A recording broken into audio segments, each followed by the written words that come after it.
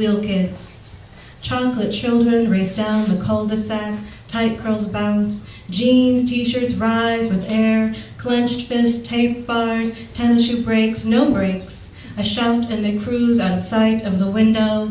Bikes, scooters, shake, quake, skinny kid arms, legs, torsos. Their skin flattens, neighbors, straight arrows, shooting stars, flesh flies, bodies grow wings.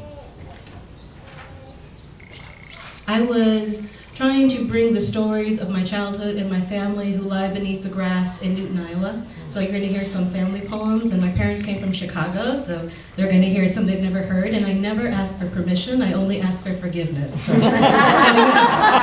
there's no reason to ask for permission. Weingartner Road.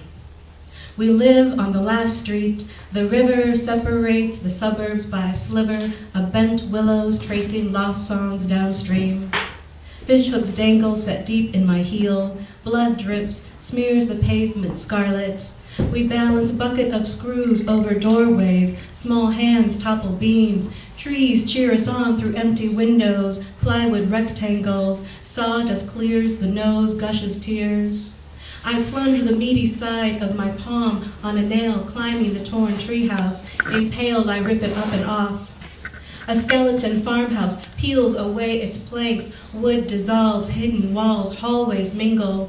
There are tombstones sunk into earth, fall back to sand, silt, slip under, fall oak leaves, red maple saplings.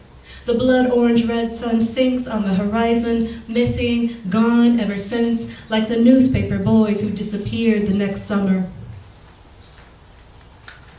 We really lived on Weingartner Road. So this next poem, I'm going to say, is a sound poem, and if you close your eyes, it's actually a better experience, so that would be my advice.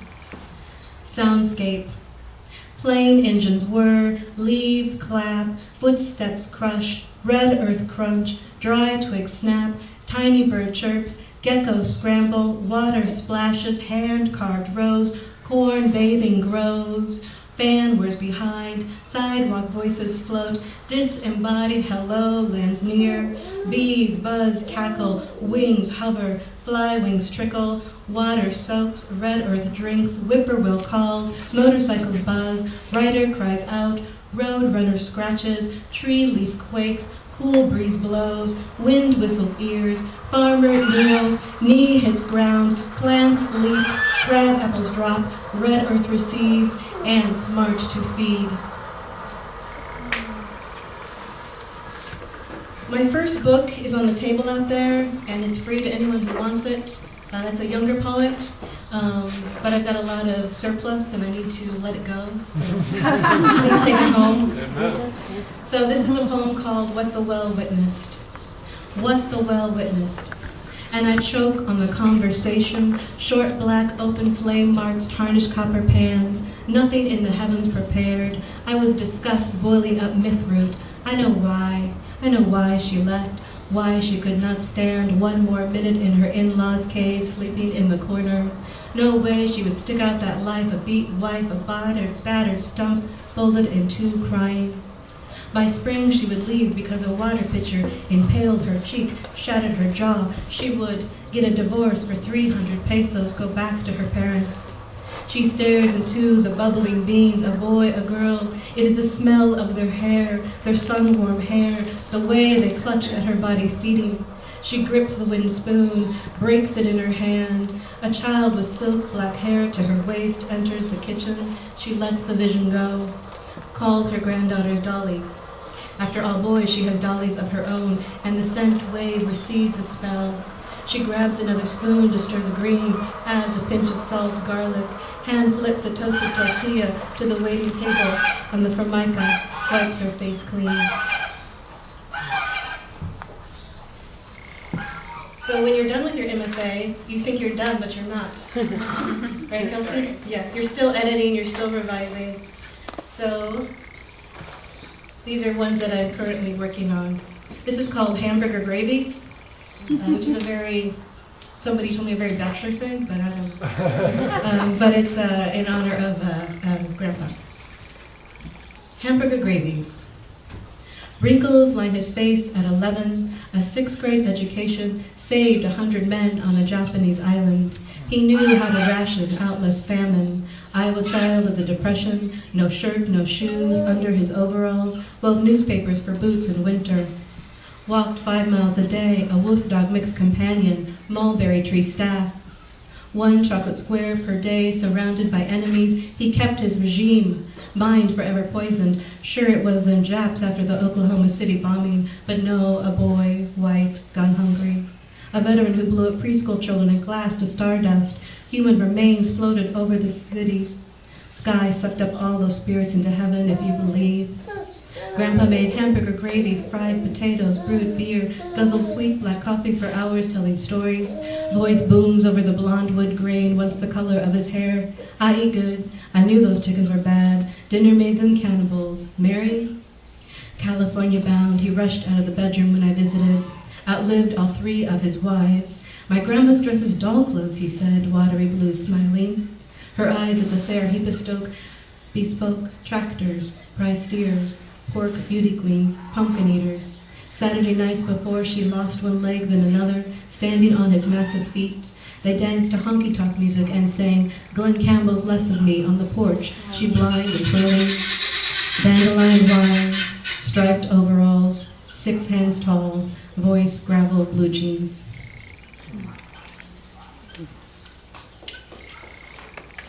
This one's called Nacho. So, remember what I said. Nacho. We drank Don Julio with the priest, gobbled fresh tortillas, pork mole, rice, beans. Welcome Nacho's seamstress mistress to the feast.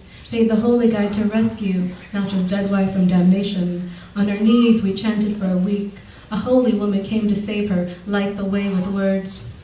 Rosary set at our place to free her from purgatory, bead by bead, fingertips tracing smooth cool pearl spears, circle to tail, lilt-lipped Spanish prayers. Open house when Nacho's wife died. I sat on his lap as a child read The Family Circus. Nacho scans the Des Moines Register, smokes Lucky Strikes, carries perfume from last night. Aftershave cover, obsidian glasses perch, blood red eyes, whiffs of Jack Daniels.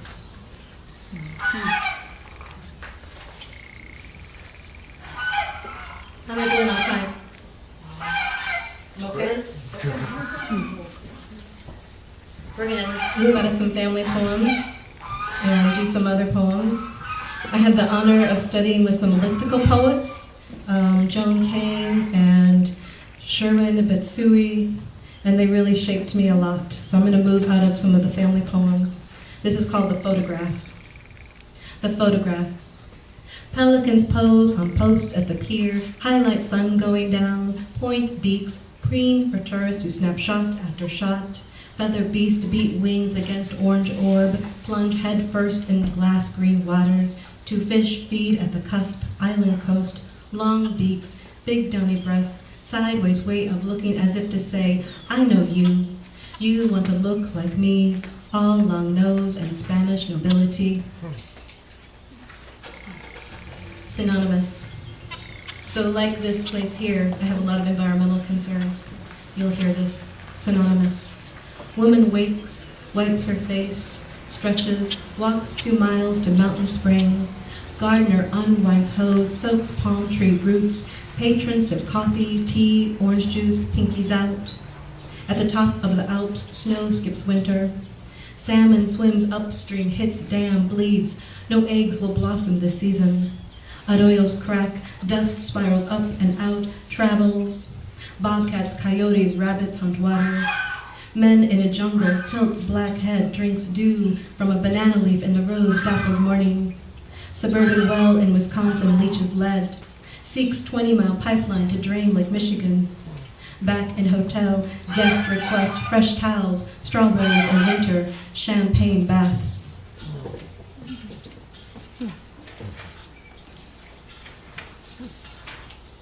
Nick mentioned I work at the ACLU, it's true, but my concerns are not just within these borders. What sea tentacles did not tangle? The Liberty Bell clings, wet tattered shorts to wash ashore on Lesbos Island. The foghorn bellows, echoes with passports, dark heads bob towards land, the volcano. The sightless Parisian statue peels back the clouds, hovers her light, scans the water horizon for dank flows, flayed arms, denim legs, clinging to the rail, circles. What sea tentacles did not tangle. Clammy ice-cold threads drag on women's teats, babies cling to mothers' breasts, life jackets, hands hold in breaths, their chests inflate with sea air, hold no liquid yet. Civilians flee, drone hits, shoe soles slap pavement, bodies slam for cover, dodge bricks, clay, splitting from their mortar paths, store-bought arms manufactured in the U.S. War welcomes when world leaders condemn prayer rugs, hijabs, different names for the same beans and not piles of gold or oil. Blood floods psychic landscapes, strip bones rattle seabeds, froth bodies swimming to shore, sing their names in the sand.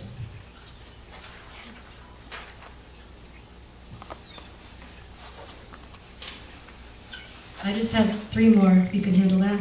Oh, yeah.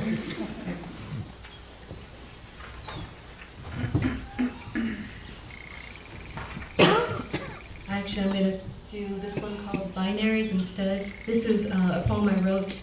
My family really liked to enjoy eating out, so this is one where the niece and nephew were little. Binaries. 1.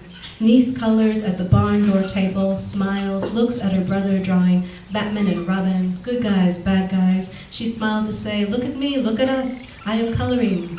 Black curls size of frozen juice cans jostle when her chubby arms scribble red and yellow. Her brother calls her Chuck. Her real name is Raven, my youngest sister's daughter.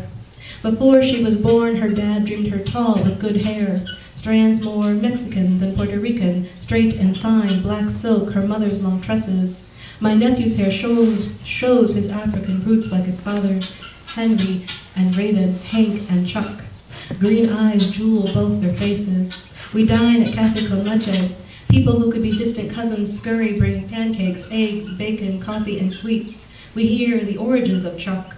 Batman trained Robin to save the day, called him his little Chuckamucka, before he made him normal size, and justice prevailed in less than a half hour. My nephew loves bears to packers, bulls to bucks, policemen and firemen who save the day. Once on the playground he shared on the monkey bars he wanted to be a policeman. I said, we can talk about that later. He said, Grandma doesn't like them either. He knows he is 6. Binary columns work for his brain right now. I think about his light afro, how many men with his hair texture spend birthdays behind bars, rot in holes, shake hands with the death penalty, swung from trees like strange fruit for entertainment. He will know this later. I push him on the swing, instruct him to go higher. Pump your legs, keep your knees pressed together, lean back, use your core strength to the moon and back. Playground people stare and chuckle. I watch him finish coloring Batman and Robin across the table. Black and blue crayons melt in his caramel hands. I got 2 more. This is a Chicago poem, and it's for Chicago, which I could be pronouncing that wrong, but that was the original name for the place. Chicago, for Ishakuku. Metal sides rise to the sky on banks of water so blue it hurts eyes. This water, holy water, takes lives. Ships lie at bottom, rice paddies forgotten. City named after wild onion. Now brick, mortar, steel, and glass planted in underpass survive. Lake slides from river, river reversed, eases merchants, men don black suits. Who changes the flow but man? Ghost river blows hats, wind still land, bone people shiver in winter breath. This is my last poem. Thank you so much for listening. It's really a pleasure to be here and to hear the animal sounds coming in. I didn't make it to the Iowa State Fair this year, so this is really nice. I spent a lot of summers there. This is the title of my manuscript and the last poem that I'll read. It's called In Light, Always Light. Because no matter what I'm reading, the poems come from love, right? For other people, for the earth, for humanity. So this one is the last one. In light, always light.